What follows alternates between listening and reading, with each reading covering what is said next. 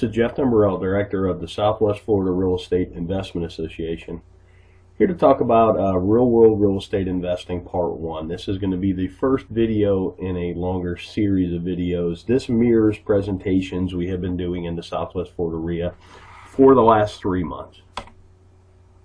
Disclosure, we're sharing our own experiences and knowledge with you. Please do your own due diligence before utilizing anything here. This is not to be construed as investment advice, and you should seek competent counsel before trying this at home. In the past 3 years, we've assisted and advised and had ownership interests in several private equity entities that employed over $14 million in capital in the Florida market, which gave us not only unique insight as to the amount of business we've done, it also gave us some great insight into how institutionalized investors employ capital. Number one, the key to being successful is to understand what you're there to do. In my opinion, this is the most important thing. There's so many people running around the world. There's a lot of people wanting to run around and try and do real estate investing. They take courses, they read books, they go to meetings, but they really don't know what they're there to do. They really haven't spent that critical time understanding what you're here to do, what's your mission, what's your goals. I mean, without having any goals, it's hard to achieve any goals, if that makes any sense. From our experience, the clearer the plan you have, you will be able to operate with a margin of safety. And that's the key word in this business, a margin of safety, because the ones that survive, last, and grow true wealth are the ones that don't make mistakes or make mistakes that you can recover from.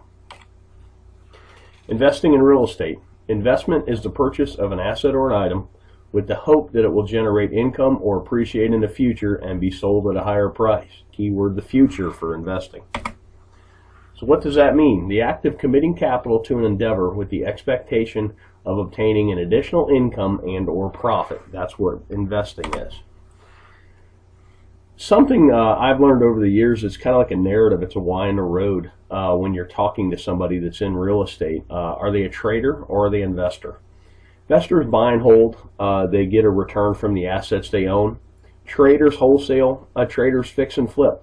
Nothing wrong with it. I do it. I've done it in the past. I'm trying to do it again today. I'm doing a marketing campaign as we speak, looking for contracts to wholesale.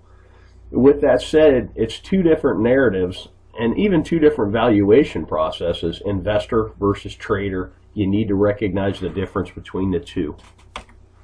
Basic questions for an investor. How much capital are you employing? What's your desired rate of return? When are you going to need this capital back? And then what's your risk tolerance? Those 4 questions are how you determine what you're there to do. Then we'll talk about capital. There's an opportunity cost of capital, and particularly when you're raising capital, which I've been part of some private equity raises, you really need to understand what other opportunities are out there for investors, because generally why would you buy a piece of real estate that pays you 2% a year with all the headaches associated with that, when if you could at the same time own a CD at 5 with none of the headaches. Give you a chart on 10-year T-bills, talk about opportunity cost. You can really see the recession, the Lehman Brothers crash really killed yields, but it's killed yields no matter what. I mean, pretty much at the time I'm talking about this, yields for a 10-year T-bill are bouncing between 2.6 and 2.8%. That's a terrible yield, particularly with the amount of money they're printing. Then you go back 10 years, and this is why investment real estate has become so popular, because it's one of the few places you can get a yield. Here's CD rates from 1984 on, and if you notice, about early 2000s, everybody got excited about real estate, and that's because the CD rates of return just continued to go down. So right now, my God, on a 1-year CD, you're getting not even 1%. That makes real estate attractive, and that's something to watch as well.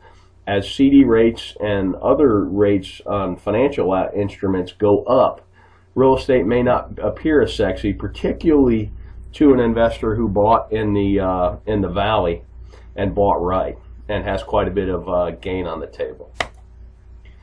So opportunity costs in the real world. We already kind of talked about this. Most investors we know are looking for at least 6% a year. I know guys that are even looking for 15, and that's a cash on cash, not an internal rate of return. That would be a whole nother video that could be a whole day's worth, understanding the difference between the two. But what here I'm talking about is a yearly cash on cash return.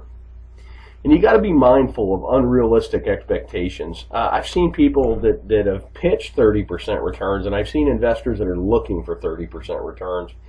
And it's really hard to do. There's a lot of randomness and a lot of happenstance, and you're going to lose a lot more than you're going to win when you're dialing up those kind of deals. Unrealistic returns can lead to bad decision making because you seem to be chasing the golden goose instead of chasing a stable investment that pays you to own it.